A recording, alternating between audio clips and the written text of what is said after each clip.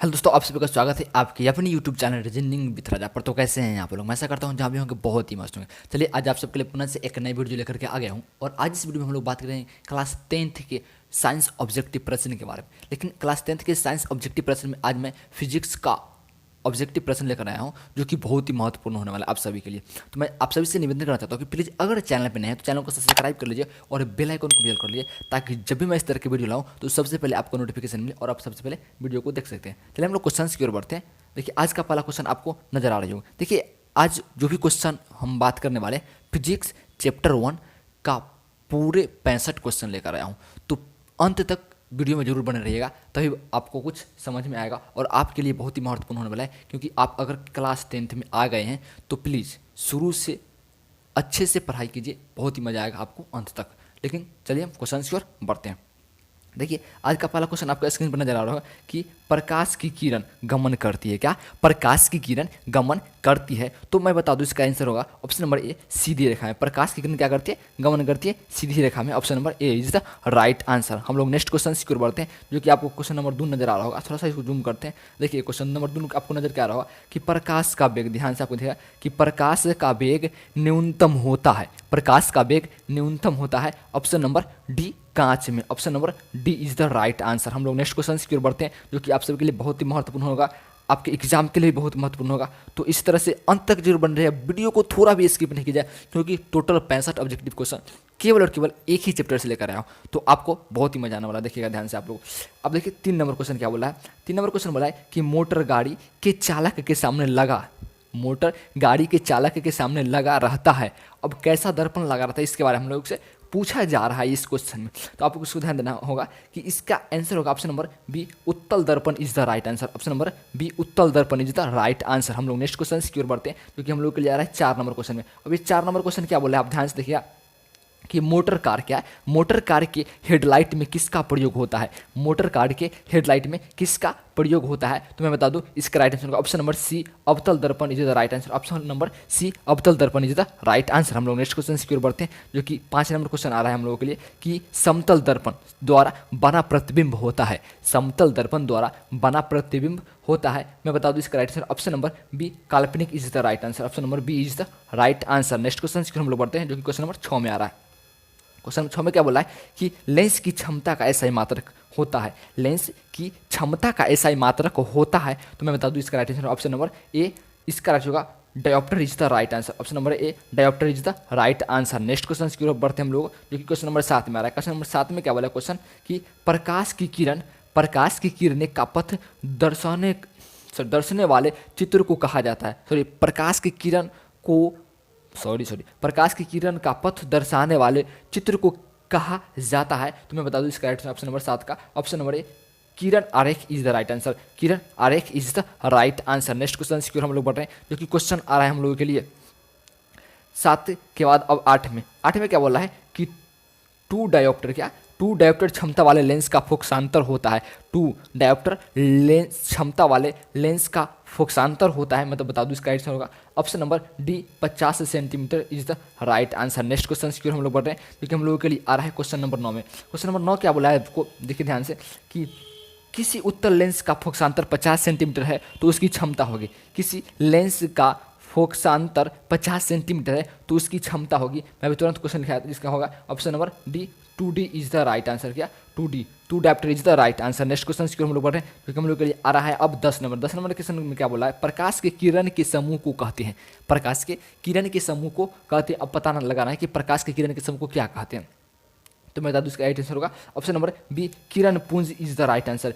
प्रकाश की किरण के समूह को क्या कहते हैं हम लोग? किरण पुंज कहते हैं। नेक्स्ट क्वेश्चन की ओर हम लोग बढ़े, जो कि हम लोग के लिए आ रहा है 11 नंबर क्वेश्चन में। 11 में क्या बोला है आपको ध्यान से सिर्फ और सिर्फ देखना है और इसी तरह से अंत तक देखते ही रहना है, बहुत ही मजा आने वाला आप सबके लिए। तो क्वेश्चन नंबर है 11 में कि उत्तल लेंस की क्षमता होती है क्या? उत्तल लेंस की क्षमता होती है। ऑप्शन नंबर बी, धनात्मक is the right answer. Option number B, धनात्मक is the right answer. Next question की ओर हम लोग बढ़ रहे हैं, जो कि क्वेश्चन 12 में आ रहा है। क्वेश्चन नंबर 12 में क्या बोला है, अवतल लेंस की क्षमता होती है, अवतल लेंस की क्षमता होती है। देखिए उत्तल का हो जाता है धनात्मक और अवतल हो जाता है ऋणात्मक, तो इसका आंसर होगा option number A is the right answer, option number A is the right answer. Next question की ओर हम लोग बढ़ रहे हैं, जो कि हम लोग के लिए आ रहा है अब 13 नंबर में।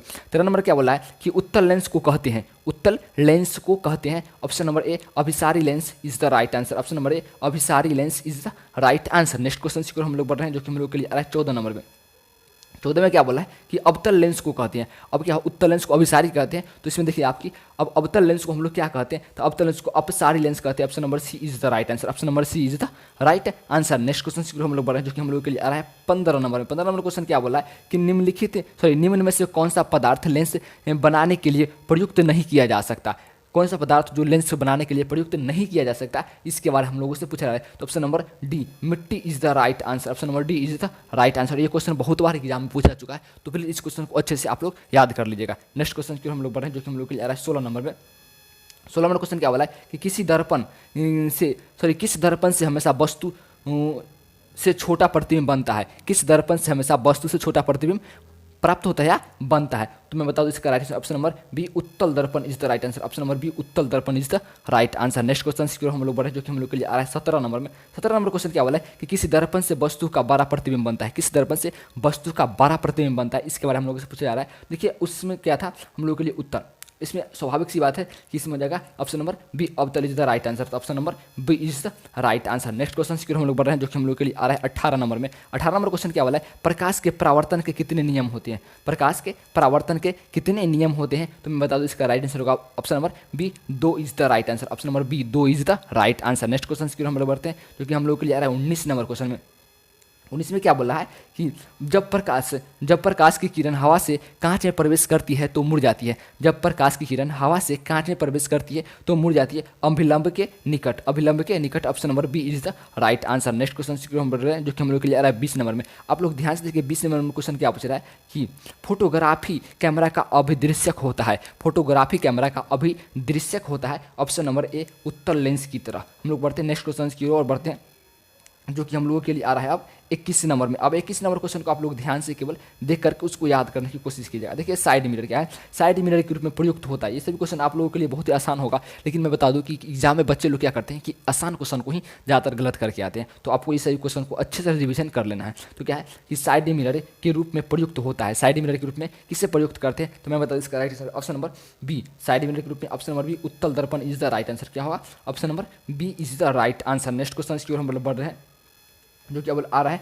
22 नंबर में। अब 22 नंबर में क्या बोला है हम लोग के लिए कि एक अवतल दर्पण की फोकस दूरी 10 सेंटीमीटर है तो उसकी वक्रता त्रिज्या होगी। एक अवतल दर्पण की फोकस दूरी कितने सेंटीमीटर है, 10 सेंटीमीटर है, तो उसकी क्या होगी वक्रता त्रिज्या हमसे पूछी जा रही है। तो मैं बता दूं इसका राइट आंसर आप लोगों को, आप लोग निकाल भी सकते हैं इसी तरह से, लेकिन इतना टाइम नहीं क्योंकि मेरे पास 65 ऑब्जेक्टिव क्वेश्चन है, तो निकाल मैं पाऊंगा तो बस ज़्यादा वीडियो हो जाएगी, ज़्यादा लंबा। तो मैं क्या करता हूँ इसका डायरेक्ट आंसर आपको बता दूं, option number B is the right answer, B से हो जाएगा इसका right answer, option number B is the right answer. Next question की हम लोग बढ़े, जो कि हम लोग के लिए आ रहा है 23 नंबर में कि थोड़ा सा नीचे कर दो इसको। 23 में क्या बोला है कि निर्गत किरण एवं अभिलंब के बीच के कोण को कहते हैं, निर्गत किरण एवं अभिलंब के बीच के कोण को कहते हैं, ऑप्शन नंबर सी कहते हैं निर्गत कोण is the right answer, option number C is the right answer. Next question की ओर हम लोग बढ़ रहे हैं, जो कि हम लोग के लिए आ रहा है अब 24 नंबर में।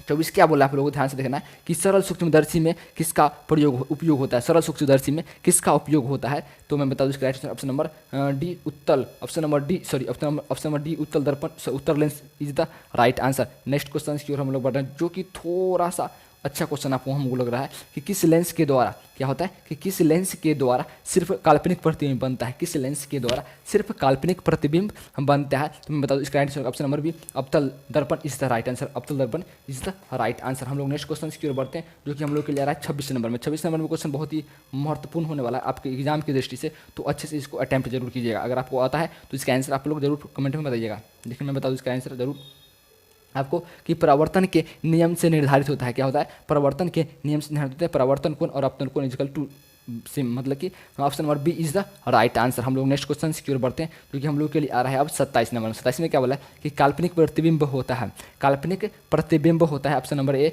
सीधा is the right answer. Next question की ओर हम बढ़ रहे हैं जो कि हम लोग के लिए आ रहा है अब कितने 28 नंबर में। 28 में क्या बोला है कि लेंस में मुख्य फोकस की संख्या कितनी होती है, तो मैं बता दूं इसका right answer option number A 2 is the right answer. Option number A is the right answer. Next question की ओर हम लोग बढ़े जो कि हम लोग के लिए आ रहा है अब 29 नंबर में। 29 में बोला है कि सर्च लाइट का परावर्तक सतह होता है, सर्च लाइट का परावर्तक सतह होता है, मैं बता दूं इसका अवतल दर्पण is the right answer. Next question की ओर हम लोग बढ़े जो कि हम लोग के लिए आ रहा है 30 नंबर में कि दाढ़ी बनाने में कौन सा दर्पण प्रयुक्त होता है, तो दाढ़ी बनाने में हम लोग चलते हैं ऑप्शन नंबर सी अवतल दर्पण is the right answer. Next question की हम लोग बढ़ रहे हैं जो कि हम लोग के लिए आ रहा है 31 नंबर में। 31 में क्या बोला आपको ध्यान से केवल देखना है कि एक उत्तल लेंस की क्षमता क्या है, कि एक उत्तल लेंस की क्षमता एक डायोप्टर है तो उसके लेंस की फोकस दूरी क्या होगी, तो उस लेंस की फोकस दूरी क्या होगी, यही हम लोगों से पूछा जा रहा है क्वेश्चन नंबर 31 में। तो मैं तो इसका option number C is the right answer, 100 centimetre is the right answer. Next question हम बढ़ते हैं जो कि हम लोगों के लिए आएगा अब 32 नंबर में। 32 नंबर में क्या क्वेश्चन पूछ रहा है कि किसी गोलीय दर्पण तथा किसी पतले गोली लेंस दोनों की फोकस दूरी दर्पण तथा लेंस संभव है। क्या होता है दूरियां दर्पण तथा लेंस संभव, मतलब कि दूरियां थोड़ा सा इधर करते हैं और इसको थोड़ा सा क्वेश्चन है यहाँ क्वेश्चन थोड़ा सा छूट गया था। हाँ देखिए कि किसी गोलीय दर्पण तथा किसी पतले गोली लेंस से दोनों की फोकस दूरियां -15 सेंटीमीटर है तो दर्पण तथा लेंस संभव है। मतलब इसके बारे में कौन से दर्पण पूछा जा रहा है और कौन सी लेंस संभव है, इससे हमको पूछा जा रहा है। इसका आंसर तो मतलब ऑप्शन नंबर ए क्या होगा, दोनों अवतल होगा, दोनों क्या होगा अवतल होगा, तो option number A is the right answer. Next question की ओर हम बढ़ रहे हैं जो कि हम लोग के लिए 33 नंबर में। 33 क्या बोला है कि प्रकाश के अपवर्तन के कितने नियम होते हैं, प्रकाश के अपवर्तन के कितने नियम होते हैं, तो option number B 2 is the right answer. Next question की ओर हम लोग बढ़ रहे हैं जो कि हम लोग के लिए आ रहा है 34 में कि किसी माध्यम से अपवर्तनांक का मान होता है, किसी माध्यम से अपवर्तनांक का मान होता है, option number A sine i बटा sine r is the right answer. Next question की ओर हम लोग बढ़े जो कि हम लोग के लिए आ रहा है 35 नंबर में कि एक उत्तल लेंस होती है, एक उत्तल लेंस होती है, ऑप्शन नंबर सी किनारे की अपेक्षा बीच में मोटा। क्या होता है किनारे की अपेक्षा बीच में मोटा। हम लोग नेक्स्ट क्वेश्चन की ओर बढ़ते हैं जो कि हम लोग के लिए आ रहा है अब 36 में। 36 नंबर क्वेश्चन क्या बोला है कि अवतल लेंस का अपवर्धन m बराबर होता है, अवतल लेंस का अपवर्धन m बराबर होता है, ऑप्शन नंबर डी u बटा v is the right answer. हम लोग पढ़ते हैं सॉरी डी होगा इसका आंसर। हम लोग पढ़ते हैं क्वेश्चन नंबर 37 में। 37 में क्या बोला है कि गोलीय दर्पण में फोकसांतर एवं वक्रता त्रिज्या के संबंध है। तब हम लोग से गोलीय दर्पण के बारे में पूछा जा रहा है, तो इस बराबर क्या होगा r बराबर 2f। क्या होगा r बराबर 2f is the right answer, तो option number A is the right answer. Option number A is the right answer. Next question की हम लोग बढ़ रहे हैं जो कि हम लोग के लिए आ रहा है अब क्या 38 नंबर में कि सोलर कुकर में प्रयोग किया जाता है, सोलर कुकर में प्रयोग किया जाता है, ऑप्शन नंबर अप दर्पण is the right answer. Next question की हम लोग बढ़ रहे हैं जो कि हम लोग के लिए आ रहा है अब 39 नंबर में। 39 नंबर में क्या बोला है कि उत्तल लेंस से बना प्रतिबिंब होता है, उत्तल लेंस से बना प्रतिबिंब होता है। तो अब बता दें कि उत्तल लेंस से बना प्रतिबिंब इसमें से कौन सा होगा, इसका आपको आंसर बताना है। तो ऑप्शन नंबर वास्तविक और उल्टा is the right answer, option number B is the right answer. Next question की ओर हम लोग बढ़ रहे हैं क्योंकि हम लोग के लिए अब आ रहा है क्वेश्चन नंबर 40। 40 नंबर क्वेश्चन क्या बोला है कि उत्तल लेंस में जब बिंब एफ और 2f के बीच रखा जाता है तब प्रतिबिंब होता है, तब क्या होता है प्रतिबिंब कैसा होता है, इसके बारे में हम लोगों से पूछा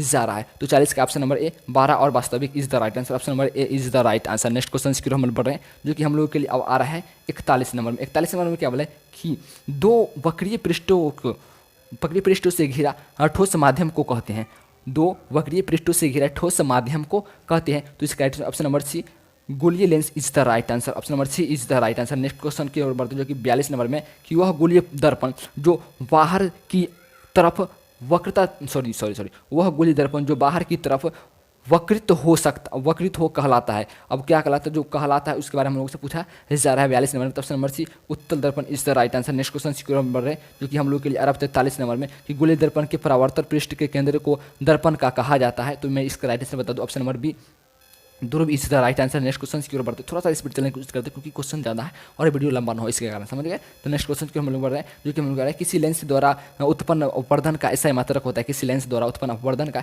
ऐसा ही मात्रक होता है। अब क्या होता है मात्रक विहीन, option number D is the right answer. Next question की ओर हम बढ़ रहे हैं जो कि हम लोग के लिए आ रहा है 45 में कि लेंस के केंद्र बिंदु को कहते हैं, लेंस के केंद्र बिंदु को कहते हैं, ऑप्शन नंबर बी प्रकाशित केंद्र is the right answer. Next question की ओर हम बढ़ रहे हैं जो कि हम लोगों के लिए आ रहा है अब केवल 46 नंबर क्वेश्चन क्या है कि किसी सॉरी थोड़ा सा इसको इधर करते हैं। हाँ, किसी शब्दकोश में पाए गए छोटे से अक्षरों को पढ़ते समय आप निम्न में से कौन सा दर्पण या पसंद करेंगे, यही तो क्वेश्चन होगा। थोड़ा सा इसको छोटा करते हैं। हाँ, कौन सा लेंस पसंद करेंगे, क्या होगा कि कौन सा लेंस आप इसमें से पसंद करेंगे। ये क्वेश्चन फिर से मैं थोड़ा पढ़ देता हूँ कि किसी शब्दकोश में पाए गए छोटे अक्षरों को पढ़ते समय आप निम्न में से कौन सा लेंस पसंद करेंगे। अब 4 ऑप्शन में से आपको कौन सा लेंस अच्छा लगेगा इसके अनुसार हमको देखना है। देखिए आपको 46 का ऑप्शन होगा। Option number D 5 centimetre focus दूरी का उत्तर lens is the right answer. Next question क्यों हम पढ़ रहे हैं, क्योंकि हम लोग के लिए अब आ रहा है 47 नंबर में। 47 नंबर में क्या बोला है कि इनमें से कौन दर्पण सूत्र है, इनमें से कौन दर्पन सूत्र है, तो मैं बता दूं इसका right answer option number A is the right answer. Option number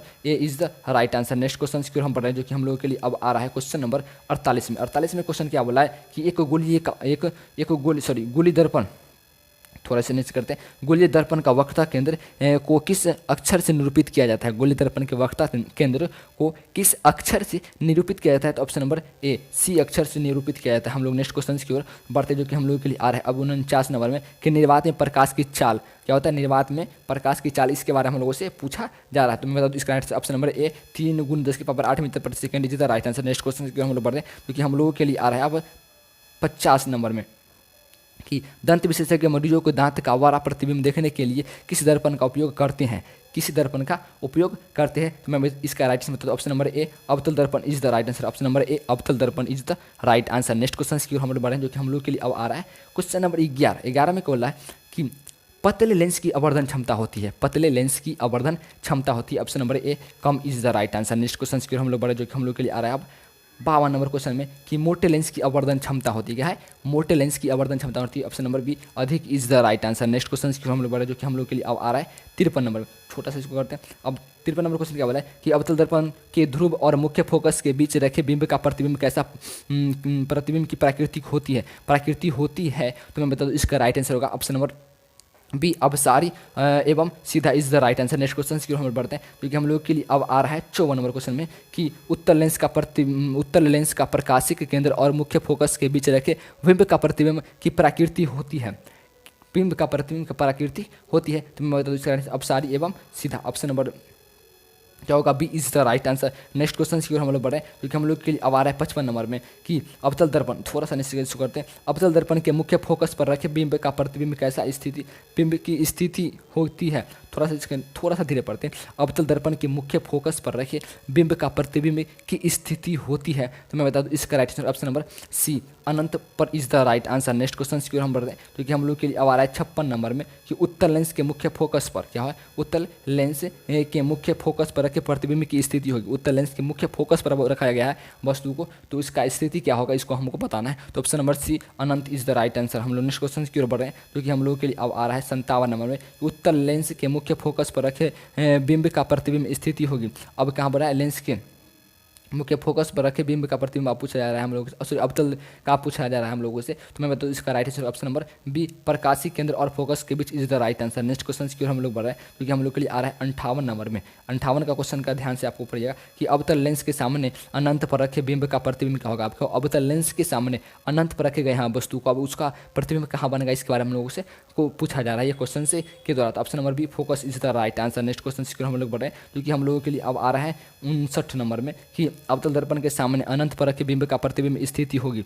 अब अवतल लेंस के सामने अनंत पर रखे गए हम क्या है, सामने रखे अवतल दर्पण के सामने अनंत पर रखा गया है वस्तु को, और उसका प्रतिबिंब कहाँ बनेगा इसके बारे में हम लोगों से पता करना है। तो option number D focus is the right answer. Next question की ओर हम लोग बढ़ रहे हैं, क्योंकि हम लोग के लिए अब आ रहा है 60 नंबर में कि लेंस के प्रकाशिक केंद्र से गुजरने वाली प्रकाश की किरणें अपवर्तन के पश्चात क्या करती है, अपवर्तन के पश्चात किधर मुड़ जाती है, किस तरह इसके बारे में हम लोग क्वेश्चन पूछ रहा है कि लेंस के प्रकाशिक केंद्र से गुजरने वाली प्रकाश की किरणें अपवर्तन के पश्चात क्या होता है। ऑप्शन नंबर बी 7 रंगों के विभक्त हो जाती है। Option number B is the right answer. Next question की ओर हम लोग बढ़े, जो कि हम लोगों के लिए अब आ रहा है 61 नंबर क्वेश्चन में कि मुख्य फोकस से गुजरने वाली प्रकाश की किरण उत्तल लेंस में अपवर्तन के पश्चात मुख्य फोकस से गुजरने वाली प्रकाश की किरण उत्तल लेंस में अपवर्तन के पश्चात क्या होता है, इसका ऑप्शन नंबर बी निर्गत किरण के मुख्य अक्ष के समांतर जाती है। तो option number B is the right answer. हम लोग नेक्स्ट क्वेश्चन की ओर बढ़ते हैं, जो कि हम लोगों के लिए आज का लास्ट क्वेश्चन है।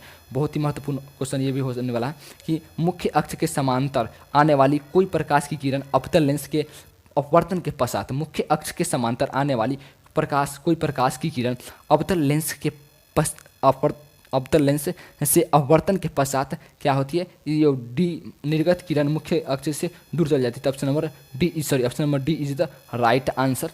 तो option number D is right. जो आज का लास्ट क्वेश्चन था, तो मैं बता दूं टोटल क्वेश्चन 62 था। चैप्टर 1 से टोटल 62 क्वेश्चन थे, जो आप सभी के एग्जाम की दृष्टि से बहुत ही महत्वपूर्ण होने वाला है।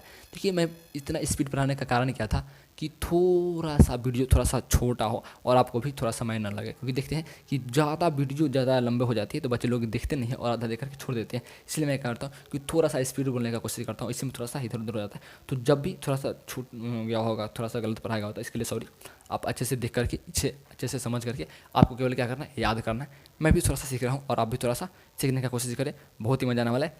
जैसे ही आप एग्जाम में जाएंगे, देखिएगा ऑब्जेक्टिव बहुत ही महत्वपूर्ण हो गया है आप सभी के एग्जाम के लिए। तो मैं बताता हूँ कि 250 नंबर का ऑब्जेक्टिव होता है। आप ऑब्जेक्टिव पर बहुत अच्छे से ध्यान दें। ऑब्जेक्टिव अच्छा रहेगा आपका, सब्जेक्टिव ऑटोमेटिक अच्छा होगा। ऑब्जेक्टिव अच्छा होने के साथ क्या होगा कि आपको ऑब्जेक्टिव में अच्छा नंबर आएंगे, तो सब्जेक्टिव में भी अच्छा नंबर आएंगे, तभी जा करके आप एक अच्छे खासे नंबर को ला सकते हैं। चलिए हम लोग अब नेक्स्ट वीडियो लेकर के साथ मिलेंगे। तब फिर मैं कहता हूँ कि अगर चैनल पे नहीं तो चैनल को सब्सक्राइब कर लीजिए और बेल आइकन को भी ऑल कर लीजिए, ताकि जब मैं इस तरह की वीडियो बनाऊँ तो आपको सबसे पहले नोटिफिकेशन मिले और आप वीडियो को सबसे पहले देख सकते हैं, ताकि आपको क्या हो कि वीडियो जब से पहले नोटिफिकेशन आएगा आप पहले देख सकेंगे, तो बहुत ही मजा आने वाला है। और इस वीडियो को वैसे विद्यार्थियों तक जरूर पहुंचेगा जिनका भी एग्जाम अगले साल 10th का होने वाला है। जो भी विद्यार्थी इस बार 10th में गए, सभी विद्यार्थियों को जरूर इस वीडियो को सेंड जरूर कीजिएगा। आप जिस भी ग्रुप में, सब ग्रुप में जरूर सेंड कीजिएगा। चलिए हम लोग जय हिंद जय भारत, मिलते हैं नेक्स्ट वीडियो में।